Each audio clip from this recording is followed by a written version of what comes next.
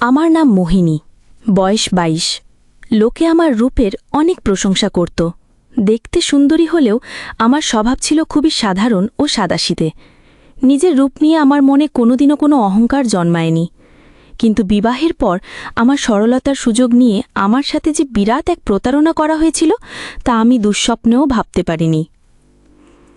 আমার শাশুড়ি এবং স্বামী আমার রূপে মুগ্ধ হয়েই আমাকে বাড়ির বউ করে এনেছিলেন। আমার স্বামী পেশায় একজন ব্যবসায়ী ছিলেন। বিয়ের অনেক আগেই আমার শ্বশুরমশাই পরলোক গমন করেন এবং আমার একমাত্র ননদেরও বিয়ে হয়ে গিয়েছিল। আমার স্বামীর রাকেশ নামে একজন খুব কাছের বন্ধু ছিল, যিনি পেশায় একজন চিকিৎসক ছিলেন।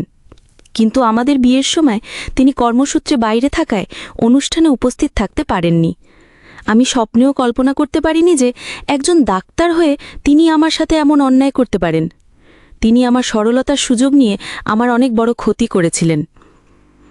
আসলে ঘটনাটি ঘটেছিল যখন আমি আমার স্বামীর সেই ডাক্তার বন্ধুর কাছে চিকিৎসা করাতে যাই। তখন তিনি আমাকে বলেছিলেন যে তার সাথে আমি যদি অন্তরঙ্গ হই তবেই নাকি আমার সকল সমস্যার সমাধান হয়ে যাবে। তিনি আমাকে বোকা বানিয়ে আমার সাথে ঘনিষ্ঠ হবার চেষ্টা করেন, যা আমি করতে বাধ্য হয়েছিলাম। আমার সেই বাধ্যতার পেছনের কারণটা জানলে আপনারাও অবাক হয়ে যাবেন। কি এমন পরিস্থিতি তৈরি হয়েছিল যে আমি নিজের স্বামীর অগোচরে তার বন্ধুর শয্যাসঙ্গিনী হতে রাজি হয়েছিলাম? সেদিন সেই ডাক্তার তার চিকিৎসালয়ের ভেতরেই আমার সাথে সবকিছু করেছিল এবং এই ঘটনার বিন্দু বিসর্গ আমার স্বামী জানতে পারেনি। সত্যি বলতে, প্রথম দিন ডাক্তারের সঙ্গে সময় কাটিয়ে আমি এক অদ্ভুত আনন্দ পেয়েছিলাম।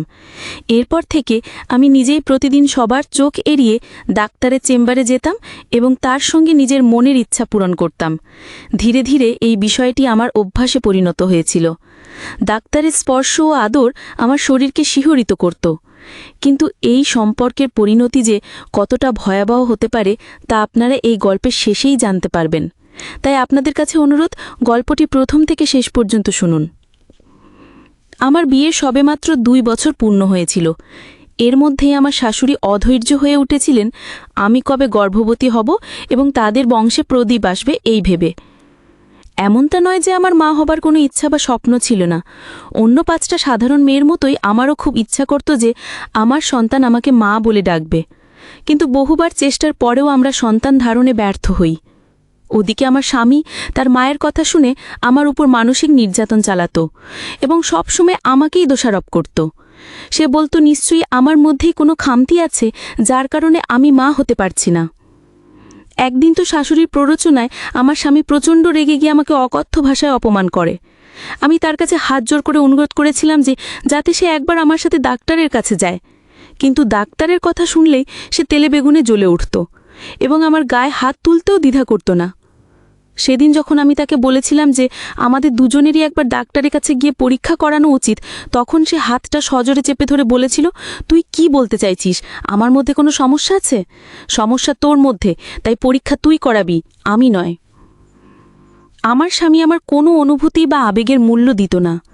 বিয়ের পর এই বাড়িতে এসে আমি সমস্ত দায়িত্ব নিষ্ঠার সাথে পালন করতাম, কিন্তু তার বিনিময়ে আমি কোনোদিনও সেই ভালোবাসা পাইনি যার আমি যোগ্য ছিলাম। বিয়ের পরেই শাশুড়ি পরিষ্কার বলে দিয়েছিলেন আমি যেন তাড়াতাড়ি তার কোলে নাতি নাতনির মুখ দেখাই। বিয়ের ৩ মাস থেকে এমন কোনো দিন যায়নি যেদিন আমাকে চোখের জল ফেলতে হয়েছে।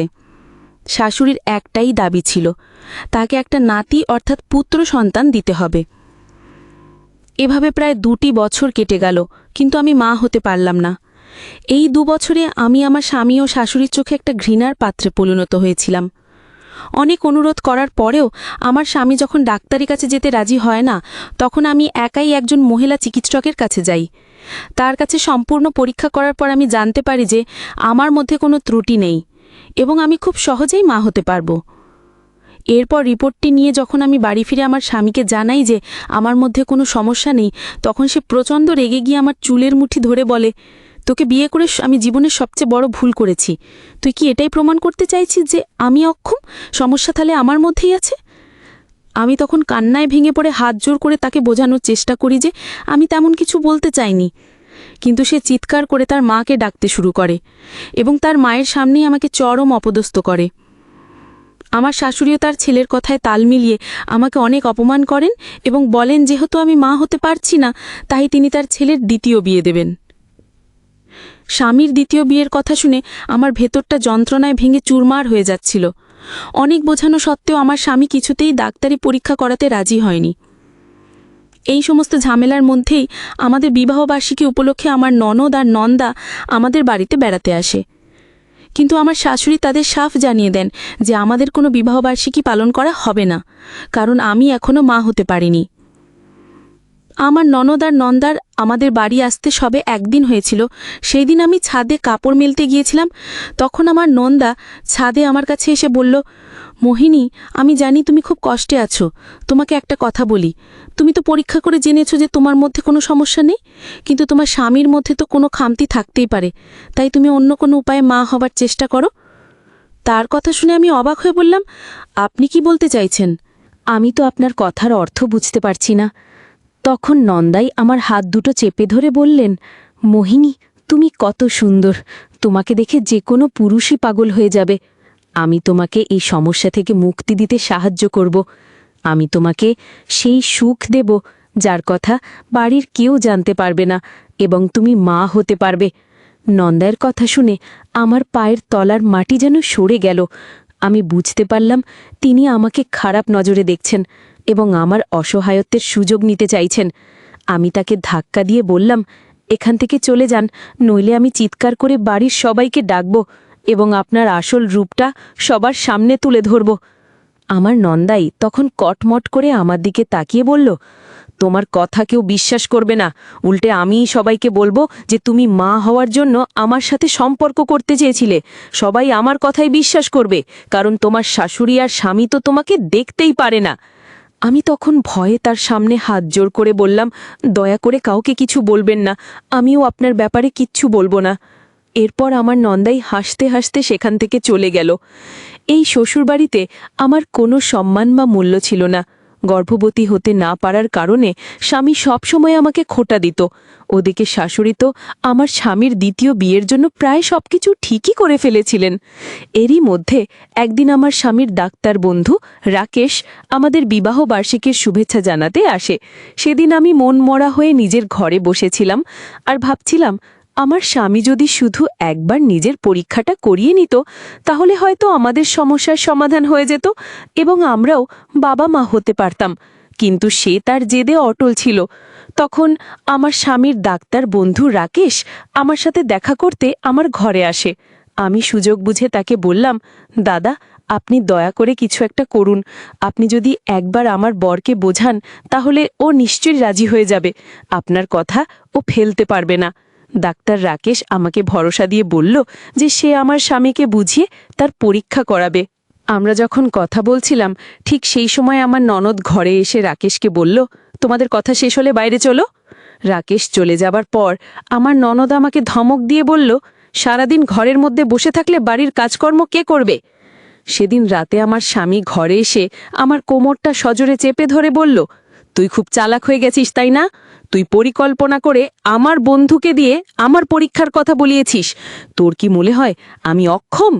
আমি ভয়ে ভয়ে তাকে বললাম, আমি তো আমাদের ভালোর জন্যই এসব করছি। আমার স্বামী তখন আমার কোমরটা আরও জোরে চেপে ধরে বলল, আজ আমি তোকে দেখাবো অক্ষম কাকে বলে। এই বলে সে আমাকে ধাক্কা দিয়ে বিছানায় ফেলে দেয় এবং আমার ইচ্ছার বিরুদ্ধে আমার উপর জোর খাটায়। কয়েকদিন পর যখন আমার স্বামীর রিপোর্ট আসে, তখন ডাক্তার রাকেশ আমার শাশুড়ির মোবাইলে ফোন করে জানায় যে আমার স্বামীর মধ্যে কোনো সমস্যা নেই, সে একদম সুস্থ আছে। এটা শুনে আমার শাশুড়ি আমার দিকে অগ্নিশর্মা দৃষ্টিতে তাকিয়ে বললেন, দেখলি তো, আমার ছেলের কোনো দোষ নেই, সমস্যা তোর মধ্যেই। তোর এই সুন্দর মুখ দেখে আমার ছেলের সাথে তোর বিয়ে দেওয়াই আমার ভুল হয়েছে।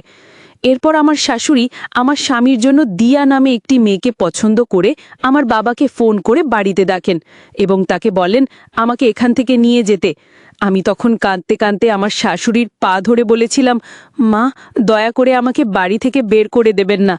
আমি এই বাড়ির এক কোণায় পড়ে থাকব, আপনি যা বলবেন তাই শুনব। আমার বাবা এর কারণ জানতে চাইলে শাশুড়ি বলেন, আপনার মেয়ে বন্ধা, ও কোনোদিন সন্তান দিতে পারবে না, তাই আমি আমার ছেলের দ্বিতীয় বিয়ে দিচ্ছি।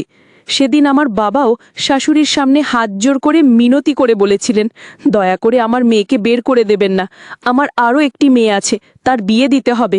আমার এই মেয়েকে আপনারা তাড়িয়ে দিলে আমার অন্য মেয়েটির জীবনও নষ্ট হয়ে যাবে। অনেক কাকুতি মিনতি করে সেদিন আমার বাবা শাশুড়িকে রাজি করিয়েছিলেন। বাবা সেদিন বুঝতে পেরেছিলেন আমি শ্বশুরবাড়িতে কতটা সুখে আছি, কিন্তু আমি হার মানলাম না।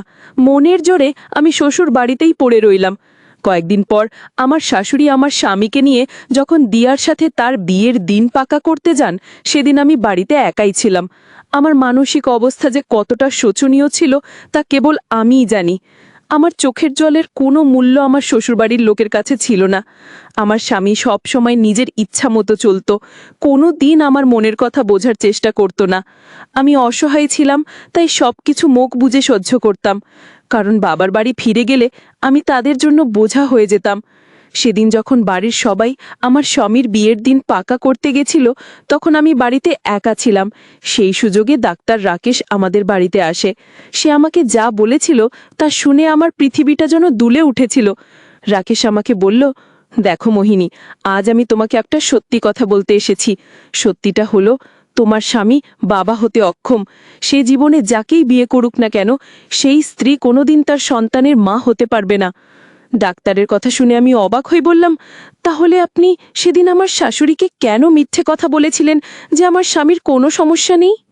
রাকেশ তখন বলল, তোমার স্বামী আমাকে পরীক্ষা করার আগে বলেছিল যে রিপোর্টে যদি কোনো সমস্যা ধরা পড়ে তাহলে সে আত্মহত্যা করবে। এই জন্যই আমি বাধ্য হয়ে মিথ্যা বলেছিলাম। সে আরও বলল, দেখো মোহিনী, তোমার স্বামী যে মেয়েটাকে বিয়ে করবে তার জীবনও নষ্ট হয়ে যাবে। কিন্তু তুমিই পারো এই সব কিছু ঠিক করতে। তোমার স্বামী বাবা হতে পারবে না, কিন্তু তুমি তো মা হতে পারবে। তুমি যদি গর্ভবতী হও তাহলে তোমার বরের আর দ্বিতীয় বিয়ে হবে না। আমি তাকে জিজ্ঞেস করলাম, আপনি কি বলতে চাইছেন? ডাক্তার রাকেশ তখন বলল, দেখো, এই কাজে আমি তোমাকে সাহায্য করতে পারি। কাল দুপুরে তুমি আমার চেম্বারে চলে আসবে, আমি তোমার সাথে মিলিত হব, তাহলেই তুমি গর্ভবতী হয়ে যাবে। আমি কথা দিচ্ছি এই ব্যাপারে আমি কোনো দিন কাউকে কিছু বলবো না। তার কথা শুনে আমি চিৎকার করে বললাম, ছি, এটা পাপ। আমি লুকিয়ে আপনার সাথে সম্পর্ক করব, এটা আমি ভাবতেও পারছি না। ডাক্তার রাকেশ তখন আমাকে বলল, মোহিনী, তুমি যদি আমার প্রস্তাবে রাজি না হও তাহলে তুমি তোমার স্বামীকে চিরদিনের জন্য হারিয়ে ফেলবে, কারণ এই সত্যিটা একদিন না একদিন তার সামনে আসবেই। আর যখন সে জানতে পারবে যে সে কোনোদিন বাবা হতে পারবে না, তখন সে আত্মহত্যা করবে। তুমি কি চাও তোমার স্বামী আত্মহত্যা করুক? আমার কথাটা ভেবে দেখো, তুমিই পারো সব কিছু ঠিক করতে এবং ওই মেয়েটার জীবনটাও বাঁচাতে। তাই রাজি থাকলে কাল দুপুরে আমার চেম্বারে চলে আসবে। এই বলে রাকেশ চলে গেল। সারাদিন আমি তার কথাগুলো ভাবতে লাগলাম। একদিকে ভাবছিলাম আমি কিভাবে একজন পরপুরুষের সাথে মিলিত হতে পারি, আবার অন্যদিকে মনে হচ্ছিল আমি যদি এটা না করি তাহলে আমার স্বামী সত্যিটা জানতে পেরে নিজেকে শেষ করে ফেলবে। এইসব ভাবতে ভাবতে পরের দিন দুপুরে আমি সিদ্ধান্ত নিলাম যে সবার জীবন বাঁচানোর জন্য আমাকে ডাক্তারের প্রস্তাবে রাজি হতেই হবে। এই ভেবে আমি কাউকে কিছু না বলে চুপচাপ ডাক্তারের চেম্বারে গেলাম। আমি যখন পৌঁছাই তখন ডাক্তার রাকেশ ফোনে কথা বলতে ব্যস্ত ছিল, তাই সে খেয়াল করেনি যে আমি তার চেম্বারে ঢুকেছি। সেই সময় আমি তার টেবিলে রাখা কিছু রিপোর্ট দেখতে পাই। রিপোর্টগুলো নাড়াচাড়া করতে গিয়ে হঠাৎ আমার স্বামীর রিপোর্টটি আমার চোখে পড়ে। রিপোর্টটা খুলে দেখা মাত্রই আমার মাথা ঘুরে গেল। আমার পায়ের তলার মাটি সরে গিয়েছিল, কারণ আমার স্বামীর রিপোর্ট একদম স্বাভাবিক ছিল। সে বাবা হওয়ার জন্য সম্পূর্ণ উপযুক্ত ছিল। তাহলে ডাক্তার রাকেশ আমাকে কেন এত বড় মিথ্যে কথা বলল? আমি যখন রিপোর্টটা হাতে নিয়ে দাঁড়িয়েছিলাম, ঠিক সেই মুহূর্তে রাকেশ ঘরে ঢোকে এবং আমার হাতে রিপোর্টটি দেখে দ্রুত আমার হাত থেকে কেড়ে নেয়। সে বলে, মোহিনী, তুমি কখন এলে? আমি তখন প্রচণ্ড রেগে গিয়ে বললাম, আপনি আমাকে মিথ্যে বলেছেন কেন? এর কারণটা কি আমি জানতে পারি?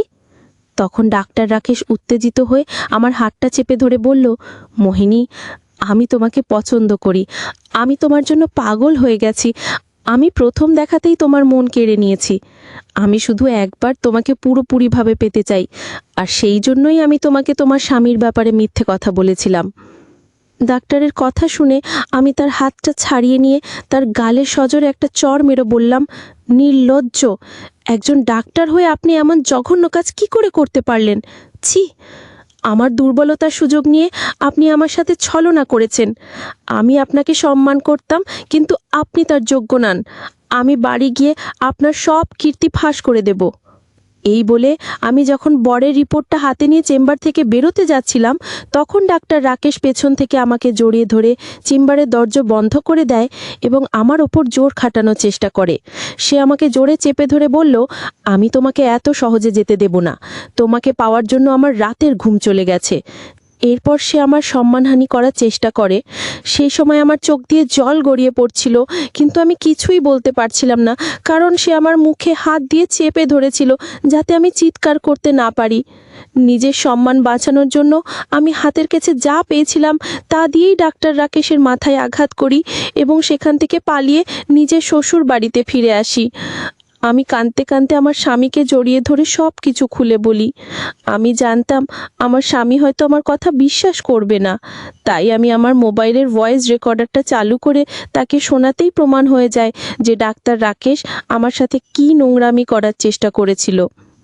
আসলে ডাক্তারের সাথে কথা বলার আগেই আমি ভয়ে ভয়ে ভয়েস রেকর্ডার অন করে রেখেছিলাম, আর সেখানেই তার সব কথা রেকর্ড হয়ে গিয়েছিল।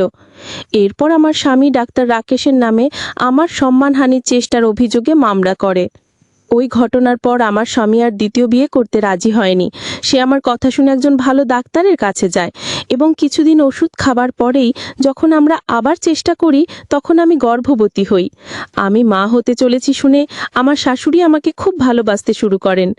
1 বছরের মধ্যেই আমি একটা ফুটফুটে পুত্র সন্তানের জন্ম দিই। নাতির মুখ দেখে আমার শাশুড়ির আনন্দ আর ধরে না। এখন আমি আমার সংসারে খুব ভালো আছি, খুব সুখে আছি। আমার শাশুড়ি ও স্বামী এখন আমাকে অনেক ভালোবাসেন।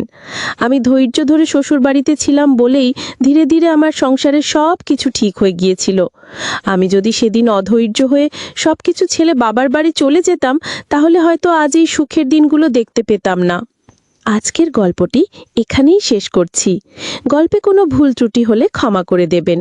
গল্পটি ভালো লাগলে অবশ্যই লাইক, শেয়ার ও সাবস্ক্রাইব করতে ভুলবেন না।